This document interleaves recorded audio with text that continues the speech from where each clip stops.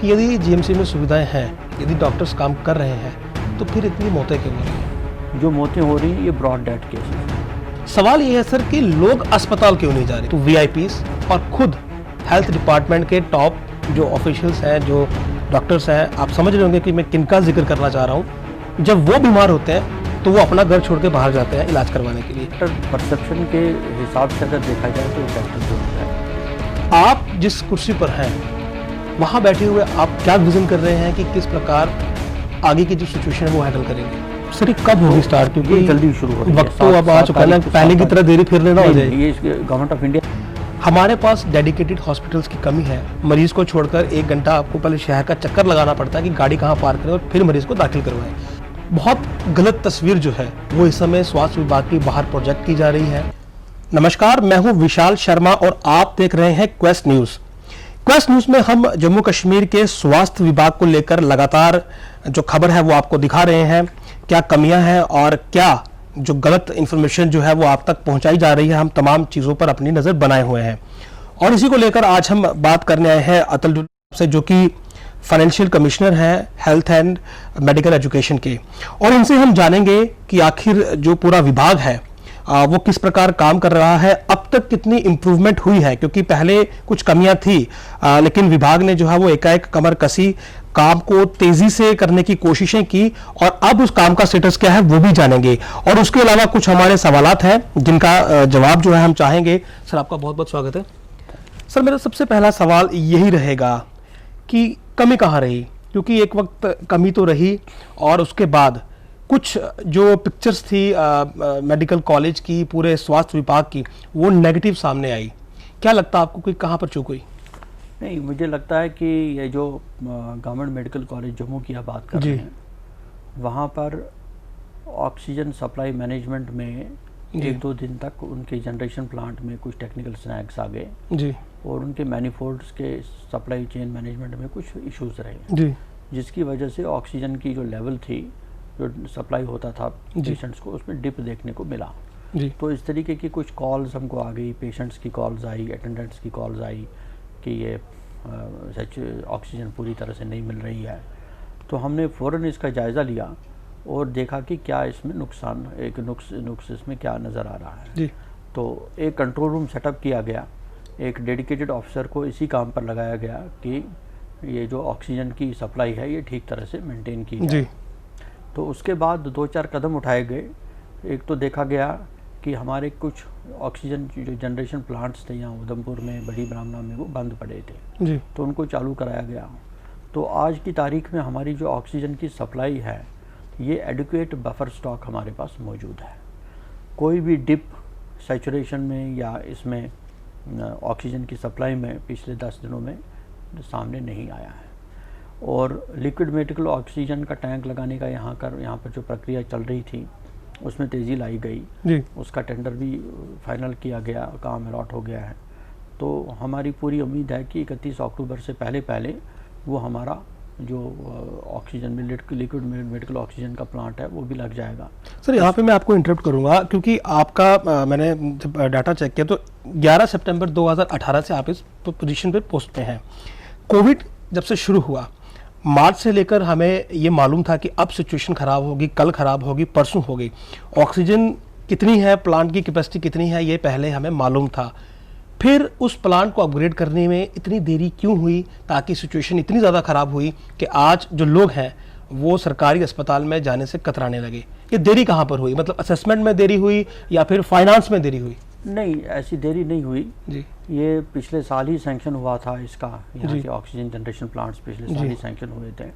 और जो है इस बारी अब हमने, जब डॉक्टर्स ने कहा कि हमको ज़्यादा क्षमता वाला ऑक्सीजन जनरेशन प्लांट चाहिए, तो वो भी सैंक्शन किया गया जी। तो मेडिकल कॉलेज में ही सिर्फ नहीं, सीडी हॉस्पिटल में, गांधीनगर हॉस्पिटल में जी, और बाकी जो साइकेट्रिक डिजीज़ हॉस्पिटल में कोई 37 करोड़ के ये सैंक्शन किए गए ऑक्सीजन जनरेशन प्लांट्स, जिनके टेंडर्स फ्लोट किए गए हैं। तो वो पैसा अभी हमको मिला है, कुछ दिन पहले हमको मिला है। तो वो पैसा भी हमने रिलीज़ किया, 75 करोड़ कुल मिलाकर हमको कोई 230 करोड़ के प्रोजेक्ट पूरी J&K में हमने सैंक्शन किए हैं। तो वो ऑक्सीजन जनरेशन प्लांट्स का भी काम चल रहा है। और जहाँ तक हमारा ऑलरेडी एग्जिस्टिंग सिस्टम था, तो ऑक्सीजन सप्लाई का वो तो चल रहा था और सेटिस्फैक्टरली चल रहा था। जो हमारा गवर्नमेंट मेडिकल कॉलेज जम्मू है वहाँ पर भी ऑक्सीजन जनरेशन प्लांट ठीक तरह से चल रहा था, लेकिन उसमें कुछ टेक्निकल स्नैग आने की वजह से और उसके मैनीफोल्ड का जो ऑक्सीजन का जो सप्लाई चेन मैनेजमेंट है उसमें कुछ लेकिन सर उसकी सप्लाई तो बहुत लो थी ना, 1200 एलपीएम की उसकी जो कैपेसिटी है और अभी तो 6000 से ऊपर की नीड थी हमें। हाँ, तो उसको अपग्रेड करने में देरी जरूर हुई है। मैनीफोल्ड सिस्टम जो है, मैनीफोल्ड सिस्टम हमारा चल रहा था। मैनीफोल्ड सिस्टम में जो सिलेंडर्स मिलने चाहिए थे वो सिलेंडर्स इनको पूरी तरीके से नहीं मिल रहे थे, क्योंकि कुछ प्लांट्स हमारे उधमपुर के, बड़ी ब्राह्मणा के फंक्शनल नहीं थे। वो फंक्शनल करा दिए गए और हमारी सप्लाई चेन मैनेजमेंट उसमें रेस्टोर हो गई और पूरे जितने हमारा बफर स्टॉक होना चाहिए वो बफर स्टॉक हमारे पास अवेलेबल है। सर ये तो हमने बात कर ली, ठीक है, हमारे पास अब कितना अपग्रेड है। सवाल ये है सर कि लोग अस्पताल क्यों नहीं जा रहे, ये एक बहुत बड़ा सवाल है। इसको लेकर हमने रिसर्च भी किया, हमने लोगों से बात भी की। हर कोई ये कहता है कि अस्पताल में सुविधाएं नहीं है, आप कहते हैं कि तमाम सुविधाएं हैं, फिर गैप कहाँ पर आ रहा है?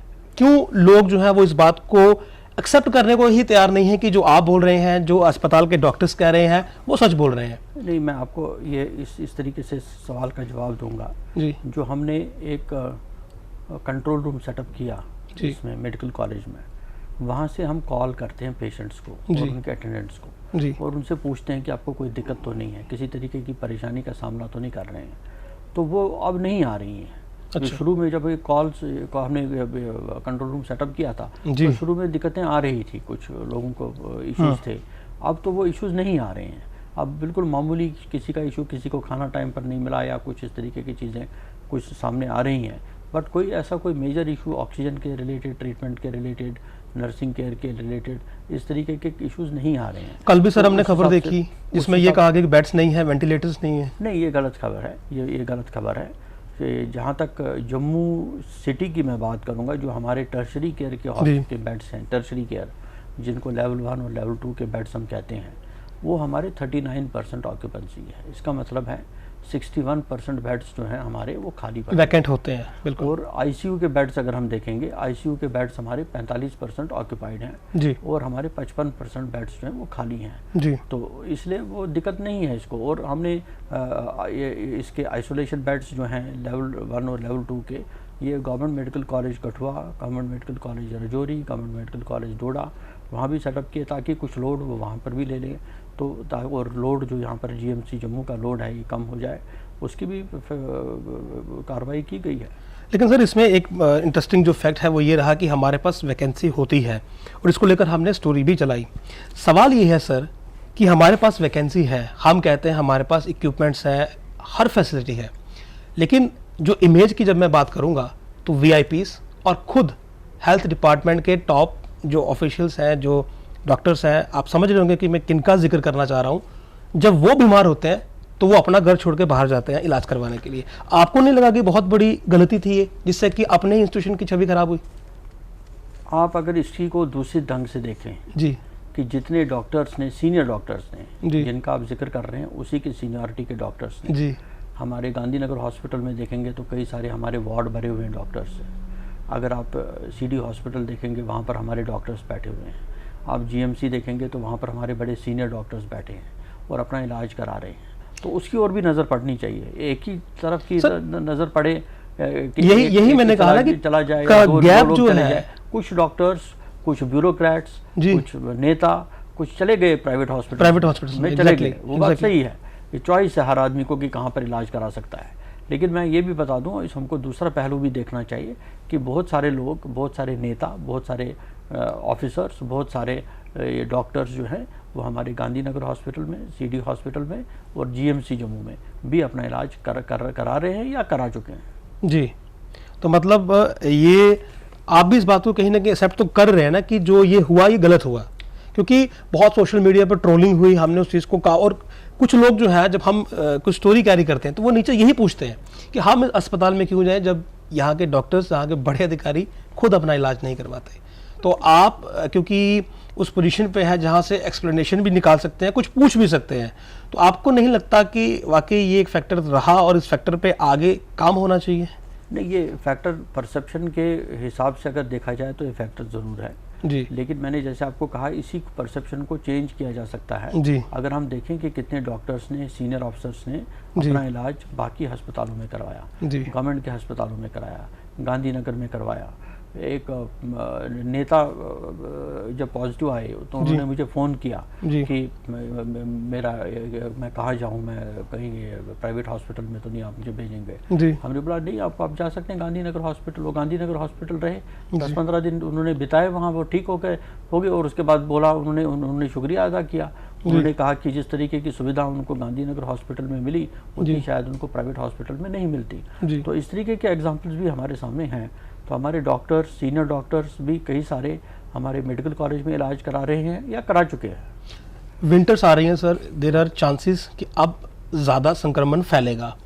एज अ फाइनेंशियल जो आपका जो विभाग है और जो आपका रोल है, उसको लेकर आपकी क्या तैयारी है? मैं हॉस्पिटल की बात नहीं करूंगा, ट्रीटमेंट की बात नहीं करूंगा, क्योंकि वो आपका पहलू नहीं है। आप जिस कुर्सी पर हैं वहाँ बैठे हुए आप क्या विजन कर रहे हैं कि किस प्रकार आगे की जो सिचुएशन है वो हैंडल करेंगे? जी, मैं वही कहता हूँ कि इस पूरे कोविड-19 को हैंडल करने के लिए 3 pronged स्ट्रैटेजी का हम इस्तेमाल कर रहे हैं पूरे देश भर में, सिर्फ जम्मू कश्मीर में नहीं। उसमें जो सबसे पहला पिलर है उसको कहते हैं कोविड अप्रोप्रिएट बिहेवियर।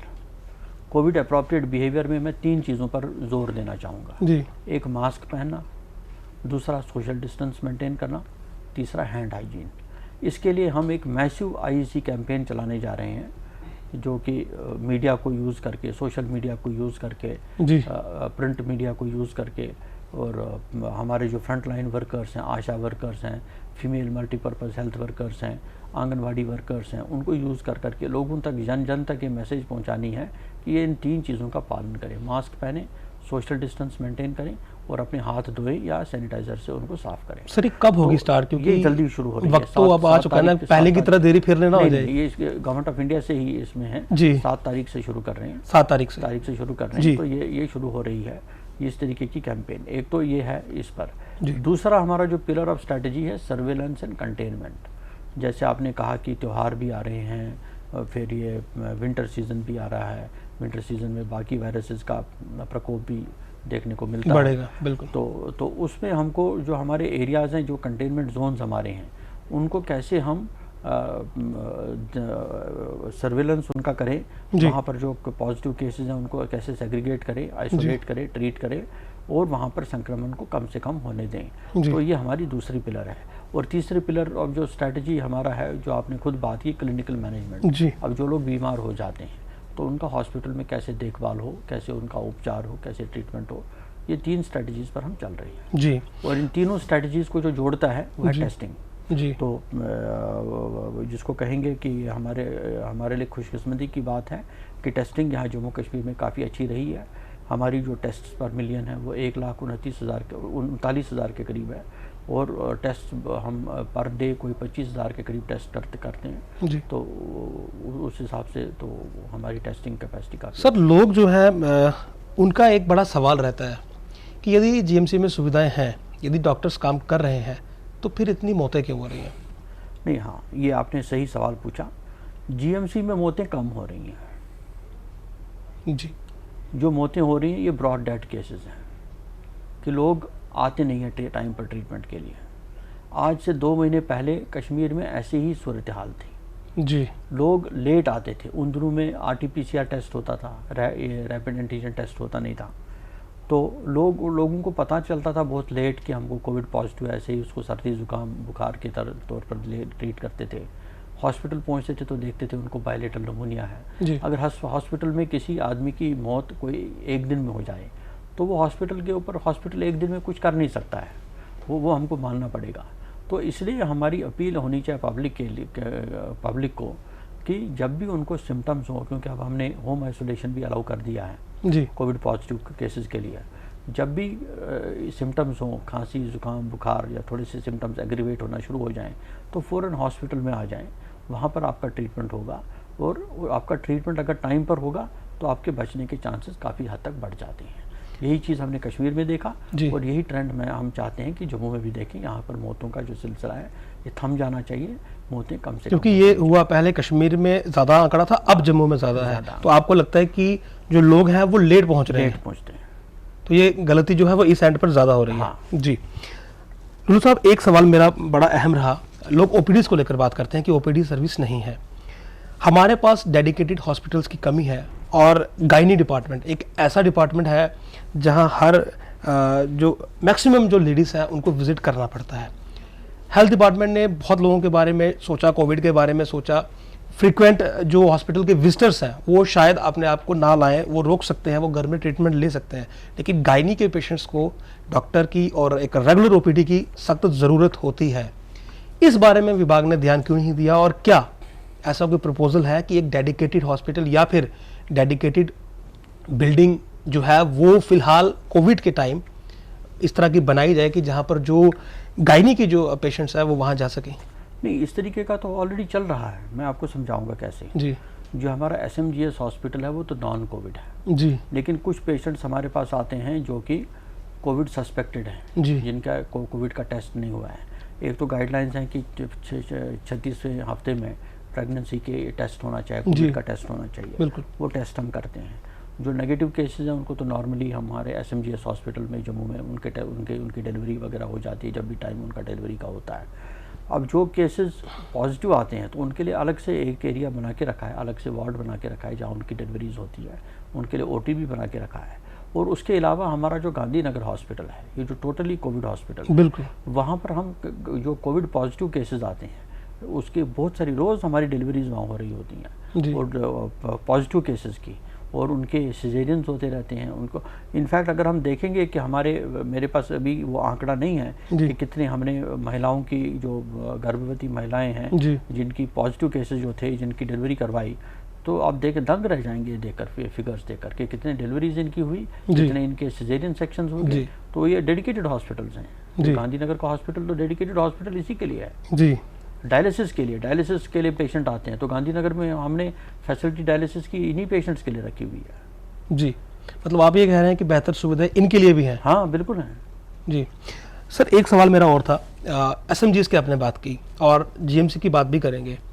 सबसे बड़ी प्रॉब्लम जो आज लोगों को आ रही है वो ये है कि इन अस्पतालों में अब पार्किंग की सुविधा नहीं है। गाड़ी लेकर आप जाते हैं, पेशेंट को ड्रॉप करते हैं। मैं बेसिक सवाल इसलिए कर रहा हूँ क्योंकि ये लोग हमसे करते हैं और इसलिए मैं आप तक ये सवाल पहुँचा रहा हूँ। पार्किंग बहुत सी, अगर आप सेक्रेटरी की बात करेंगे तो अपनी पार्किंग अलग से बनाई है, बहुत से और ऐसे संस्थान हैं जहाँ पर पार्किंग बनाई गई या बढ़ाई गई। अस्पतालों में पार्किंग ना होने की वजह से बहुत सी परेशानियां लोग झेल रहे हैं। मरीज को छोड़कर 1 घंटा आपको पहले शहर का चक्कर लगाना पड़ता है कि गाड़ी कहाँ पार्क करें और फिर मरीज को दाखिल करवाएं। सर इस तरफ क्या आपका रहेगा कि क्या पार्किंग के लिए कुछ विशेष जगह आप एक्वायर करेंगे या फिर कुछ रूल्स लाएंगे कि जो हॉस्पिटल्स की पार्किंग है वो केवल पेशेंट्स के जो अटेंडेंट्स हैं उनको दी जाए, ना कि जो बाजार वाले हैं वो गाड़ियाँ लगाएं, ताकि ये परेशानी दूर हो? एक तो जो आपने आखिर में कहा कि हॉस्पिटल की जो पार्किंग्स हैं ये सिर्फ पेशेंट्स और उनके अटेंडेंट्स के लिए होनी चाहिए और डॉक्टर्स के लिए, डॉक्टर्स और हेल्थ केयर वर्कर्स के लिए। जी। दूसरा, मल्टी लेवल पार्किंग जी हॉस्पिटल्स के लिए डेडिकेटेड बनाना जी, इस पर भी हम काम कर रहे हैं जी, इस पर भी हम चल रहे हैं। तो जैसे जैसे वो प्रपोजल्स अप्रूव हो जाएंगे जी, तो हम उस पर भी काम करेंगे। एक हमारे नज़र में है कि पार्किंग की फैसिलिटी पेशेंट्स के लिए, अटेंडेंट्स के लिए और विजिटर्स के लिए, जो विजिटर्स आते हैं पेशेंट से मिलने के लिए, उनको एक प्रॉपर पार्किंग की फैसिलिटी मिल जानी चाहिए जी। इसके अलावा एक्सरे, अल्ट्रासाउंड और बाकी के जो इक्विपमेंट्स हैं उनको लेकर भी सर शिकायत रहती है, काफ़ी क्वालिटी नहीं है या फिर अधिकतर ख़राब है। तो आप पर्टिकुलरली अपनी चेयर से किस तरह सर मॉनिटर करते हैं इन चीज़ों को? क्योंकि अक्सर लोगों का अगर आप देखेंगे बेसिक जो लोगों की परेशानी है वो यही है, यहाँ पर एक्सरे नहीं है, यहाँ पर रिमोट एक्सरे जो सर मशीन है, बाहर का आप हॉस्पिटल्स में जाएंगे तो बहुत बेहतरीन सुविधाएं हैं, लेकिन हमारे पास अगर GMC में जाएंगे या गांधीनगर में जाएंगे तो आपको वो चीज़ें नहीं मिलेंगी। आप जहाँ पर हैं, आप जिस पोजीशन पर हैं, आप चाहें तो ये चीज़ें इंप्रूव कर सकते हैं। तो क्या एक्सपेक्ट करें सर कि कब तक ये चीज़ें हमें यहाँ पर बेहतरीन देखने को मिलेंगी? इसके बारे में मैं आपको ये जवाब देना चाहूँगा कि एक प्रोजेक्ट है biomedical equipment maintenance and management programme ji, ये प्रधानमंत्री जी की डायरेक्शन पर शुरू हुआ था जी। इसको हमने यहाँ पर जम्मू कश्मीर में पिछले साल दिसंबर में लॉन्च किया है जी। तो कुल मिलाकर हमने कोई 25,000 ऐसे बायोमेडिकल इक्विपमेंट्स हैं जिनको टैग किया है जी। उसमें से काफ़ी सारे हमारे जो पाए गए वो खराब पाए गए, तो उनमें से लगभग इस महीने में जो दिसंबर से लेकर आज तक, अब कितने महीने हो गए, 10 महीने हो गए जी। 10 महीने में लगभग 6,000 इक्विपमेंट्स को ठीक किया गया। तो वो कंटिन्यूस प्रोसेस है, वो चल रहा है। जी। जहाँ जहाँ से कॉल आती है कि ये मशीन हमारी ख़राब हो गई, सीटी स्कैन ख़राब हो गया, एक्सरे ख़राब हो गया, या कोई अल्ट्रासाउंड ख़राब हो गया, या कोई और इक्विपमेंट कोई ख़राब हो गया, उसको ठीक करने की ज़रूरत है, तो हमारे बायोमेडिकल इंजीनियर्स वहाँ जाते हैं और उसको ठीक करते हैं। इनके ऊपर से स्टाफ की शॉर्टेज रहती है, मशीन है तो स्टाफ नहीं है। स्टाफ की शॉर्टेज रहती है। अब स्टाफ की शॉर्टेज के लिए भी आपने देखा होगा कि हमने एक एक्सेलरेटेड रिक्रूटमेंट ड्राइव जो गवर्नमेंट ने शुरू की है जी। उसमें हमारी जितनी भी वैकेंसीज थी इसकी स्टाफ की, वो सारी रेफ़र की हैं पब्लिक सर्विस कमीशन को भी और रिक्रूटमेंट बोर्ड को भी, ताकि वो वैकेंसीज जल्दी से जल्दी भरी जाए। और उसके अलावा हमारे पास एक प्रोविज़न होता है एकेडमिक अरेंजमेंट पर हम लगाते हैं मेडिकल कॉलेज में, तो उसमें भी हमने परमिशंस दी हुई हैं प्रिंसिपल मेडिकल कॉलेज जम्मू को कि वो रिक्रूटमेंट्स कर सकते हैं इनका पैरामेडिकल स्टाफ का। कुछ हुई भी हैं शायद हुई भी हैं, नर्सेज की हुई हैं, बाकी नर्सिंग ऑर्डरलीज की हुई हैं, बाकियों की हुई हैं, तो वो चल रहा है, वो सिलसिला भी चल रहा है। सर, आप हमारे चैनल के माध्यम से किस तरह पब्लिक को ये रिक्वेस्ट करेंगे या अपील करेंगे ताकि जो उनके दिलों में डर है, जो एक खौफ है सरकारी तंत्र को लेकर, सरकारी अस्पतालों को लेकर, वो निकल जाए? ये मैं आपसे चाहूँगा कि आप आज ऑन कैमरा ये अपील करें, क्योंकि बहुत गलत तस्वीर जो है वो इस समय स्वास्थ्य विभाग की बाहर प्रोजेक्ट की जा रही है। कुछ बाहर के ग्रुप्स हैं और कुछ ये भी आरोप है सर कि अस्पताल के अंदर की सियासत भी इसके लिए जिम्मेवार है।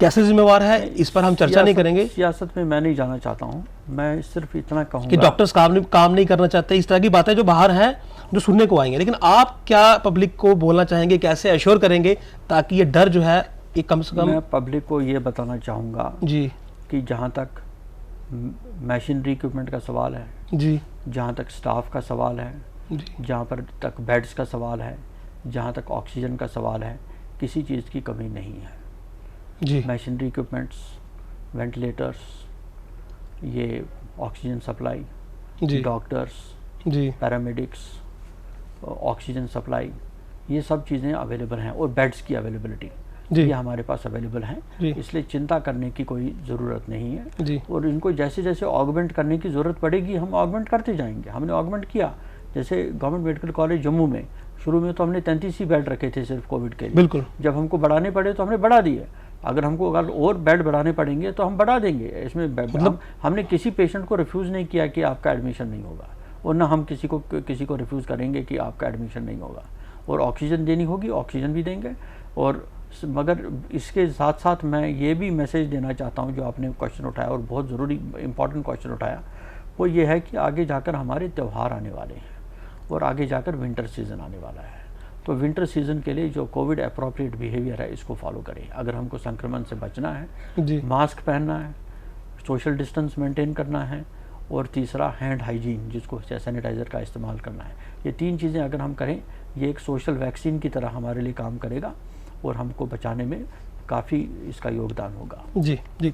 तो बिल्कुल हमने जो बातचीत की, और आपने भी शायद ही अच्छी तरह से समझ लिया होगा कि केवल एक छवि जो है वो गलत प्रोजेक्ट की जा रही है। और क्योंकि जो सरकारी अस्पताल हैं उनके पास वो तमाम सुविधाएं हैं और पूर्ण रूप से हैं, यानी कि ये नहीं कि बेड्स नहीं हैं या वेंटिलेटर्स नहीं हैं, तमाम फैसिलिटीज़ हैं। और केवल हमें थोड़ा अलर्ट रहने की ज़रूरत है, और ख़ासकर आने वाले दिनों में जिस प्रकार अपील की गई है आपसे, अलर्ट रहिए और अफवाहों पर बिल्कुल ध्यान ना दीजिए। यदि आपको अस्पताल आने की ज़रूरत है तो अस्पताल के पास भी आपके लिए पर्याप्त सुविधाएं मौजूद हैं। आप देखते रहिए क्वेस्ट न्यूज़।